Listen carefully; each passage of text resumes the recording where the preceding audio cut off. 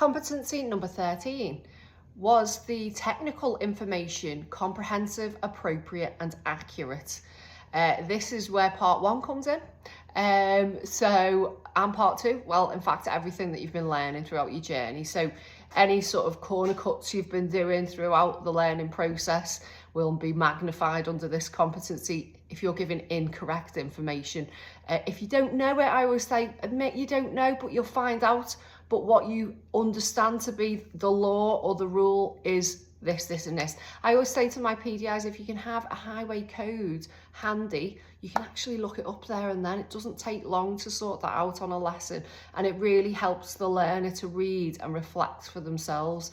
Again, if you're giving incorrect technical information about coasting, for example, or not noticing that they're coasting, and that you're actually saying, that was a lovely junction, you just did that perfect, then when the supervising examiner in the back or the ADI examiner can clearly see that that person was coasting, that technical information isn't correct. So not only is it knowledge based, but it's also down to the core comps, identifying, analysing and the remedial action. So again, like we say, we're not looking to see that everyone's perfect.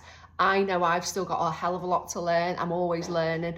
But the big thing is recognising that. Don't make up the information if you don't really know it. Don't try and put in that information just to sound like you know what you're doing.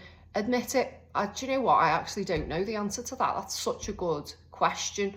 And how did that last junction feel? Do you feel like, have you noticed in yourself that you've looked at the eyes, hands and feet? Because if you haven't, you can't say 100% that was spot on. Why don't you do another junction and have a little look? But yeah, so technical information should be appropriate. Again, there's that word appropriate that keeps cropping up right throughout the lesson.